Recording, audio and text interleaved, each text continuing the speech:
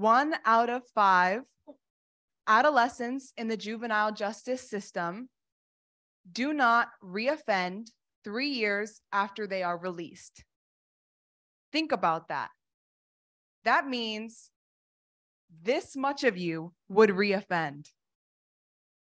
Adolescents in the juvenile justice system are experiencing alarming rates of recidivism. That is the rate of reoffending due to ineffective rehabilitation techniques. According to the Council of State Governments, the recidivism rates for adults, for imprisoned adults after they are released, 3 years after they are released, is 68%. That rate jumps up to 80% when you just look at juveniles. This presents a critical issue within the US that needs to be addressed.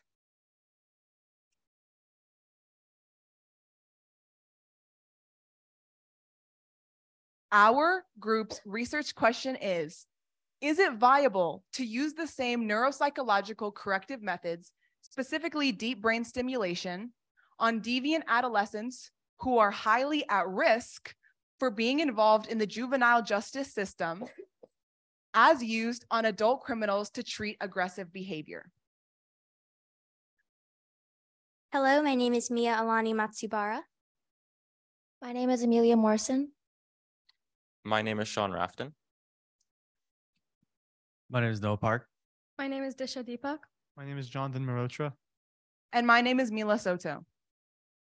There are many organizations working to improve the juvenile justice system by implementing new techniques. One such technique is the use of neuro-correction to treat incarcerated individuals psychologically for violent or aggressive behavior. Most neurocorrective technology has not yet been implemented in juvenile justice systems because of concerns with who can consent to the treatment and what is the effect of the treatment on a still developing mind.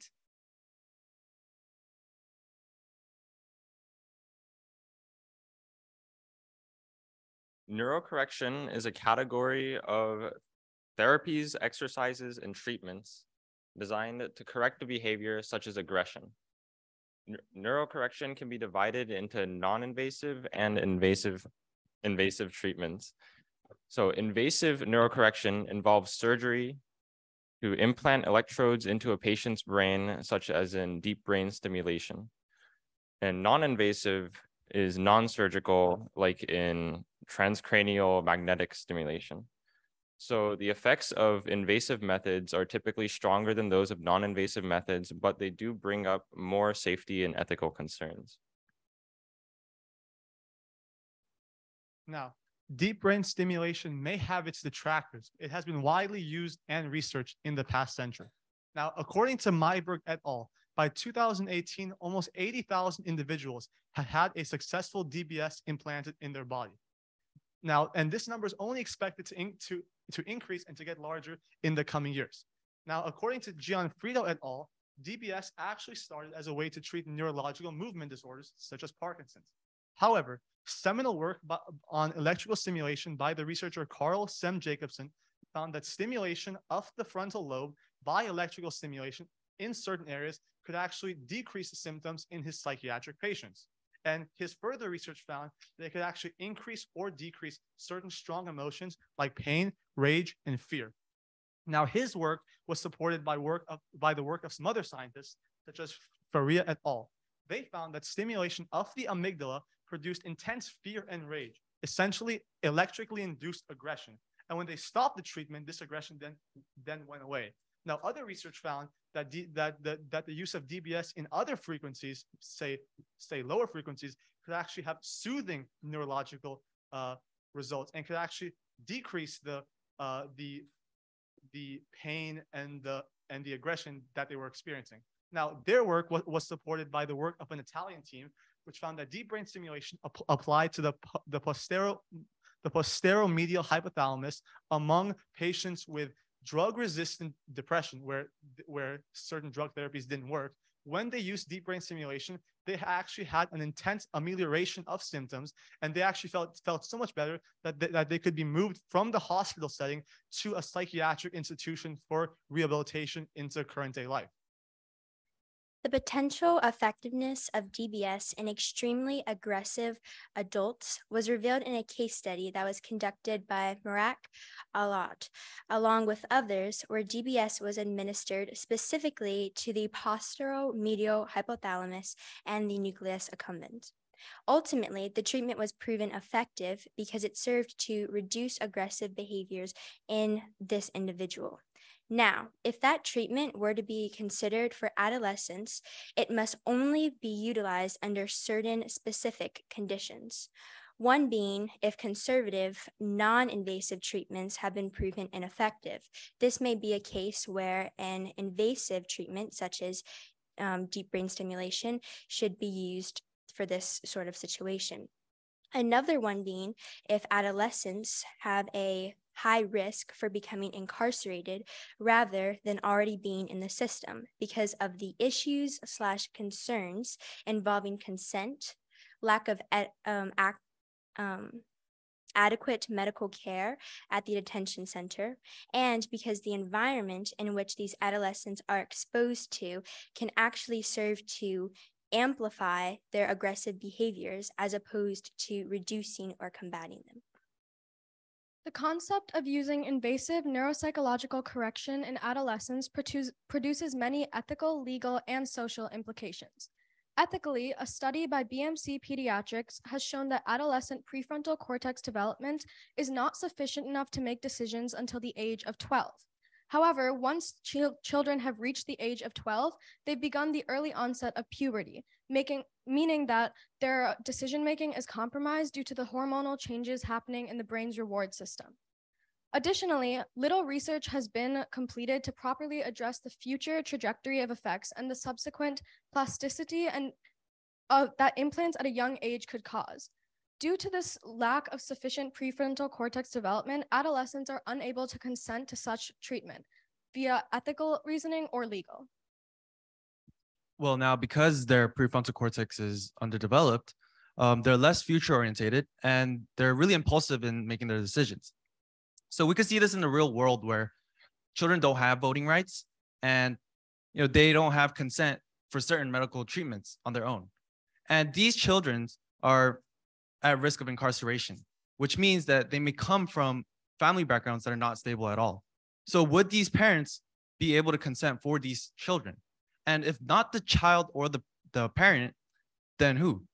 And would it be ethical to enforce psychological or neuropsychological corrections by court-made decisions? Now, this brings that, would the court know what is in the best interest of the child when the child does not have its own options? And we think that the child's safety and health wellness should be prioritized over the balance of their legal issues. There are also many social implications in the use of neurocorrection on juvenile delinquents. For starters, in 2019, a study was commissioned that found 75% of the adolescent population to be white youth. However, the percentage of involvement in violent crime arrests was higher in Black youth, despite being a lower portion of the population. Additionally, the juvenile justice system utilizes child support bills, where parents are billed for the cost of incarcerating their children. If the parents or legal guardians cannot afford to pay these bills, then the child ends up with higher incarceration likelihood, extended prison time, and longer probationary periods. This poses the question of, is it really ethical to impose invasive, potentially risky neurocorrection when the affected or targeted juveniles would primarily be those of minorities and economic distress? With these ethical, legal, and social concerns, these inevitable subsections and layers raise the question: what is our proposed solution? Who can receive deep brain stimulation when potential incarceration is in their future because of their behavior? We believe that we should set a sort of questions and criteria for a potential ethical guideline that should be implemented to mediate and at the very least address the key issues previously mentioned.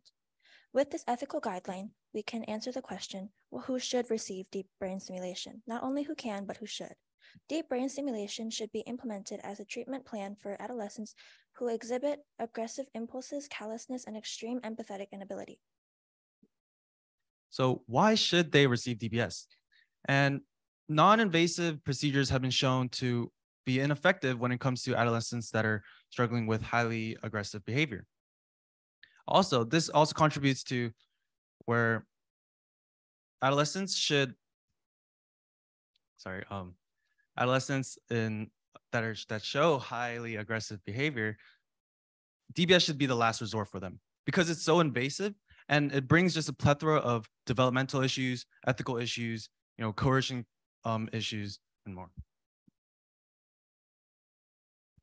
These are going to be the questions we propose the ethical guidelines be based off of.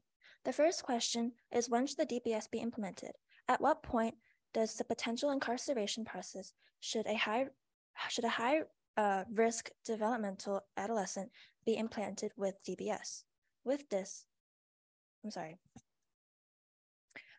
Where should the line be drawn in when these adolescents are considered for DBS, let alone implanted with it? The second question is, should DBS be considered only for adolescents who are highly prone to aggression and who have already received non-invasive procedures and neurocorrective treatment methods? When I say non-invasive procedures and neurocorrective methods, I mean aggressive therapy, psychopharmaceutical drugs, and non-invasive brain electrical stimulations. If all of this doesn't work, should these teenagers who are highly prone to aggression be considered for DBS? With this, who decides the high level of aggression that should be treated? What psychometric is being used to measure the aggressiveness and violence of these teenagers? Who decides which adolescents aren't aggressive enough for DBS, but are still on the path for juvenile incarceration?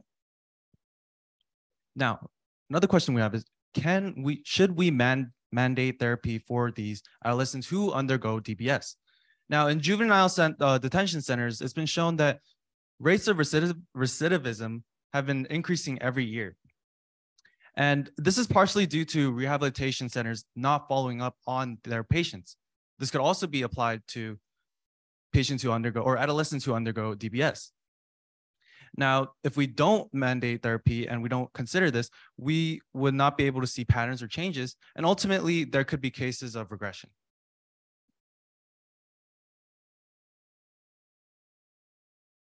Another important ethical consideration that needs to be considered is who would be financially responsible for the treatment of these adolescents. Who would pay for it? Is it you? Is it you? This is very important to consider because it could create a class disparity between who has access to this treatment. This also raises the question of, is there a possibility this could become pathologized?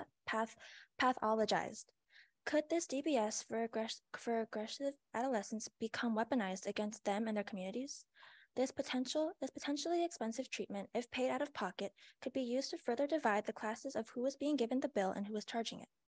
This disproportionately high rate of adolescents involved in crimes that come often from poor urbanized and colored communities could have deep brain stimulation used against them with the structural inequity of today's society. So overall, could DBS be used to further class division with high costs and who it targets? With these ethical considerations and limitations in mind, the question of, is this treatment viable? Is it worth it? Our response is yes. This is because non-invasive technologies such as TMS have not shown as much progress or effectiveness in reducing aggression in adults or adolescents at all. What comes next? We are not leaving these young adolescents out and saying good luck. As mentioned previously, part of our solution is post-treatment mandated therapy that will help these adolescents access and maximize the positive benefits of the treatment as much as possible. In terms of final considerations, we think that it's important to keep in mind that every case is unique. Everyone comes from different backgrounds, whether that be factors of consent, financial stability, or different stages of development. We believe that these factors must be considered in order to effectively optimize the treatment of these adolescents and help them become the best version of themselves. Thank you. Thank you.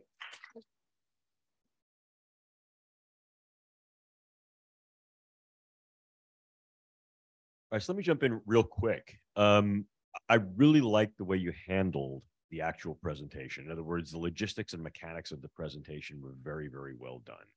I also like the way you very serially built your case and then went from this is what we're doing, this is why it doesn't work, this is why it could not work, and this is what we may need to do, and pose that as you say, your proposal, but also something that had you were positing and based of real evidence that what works, what doesn't, why not.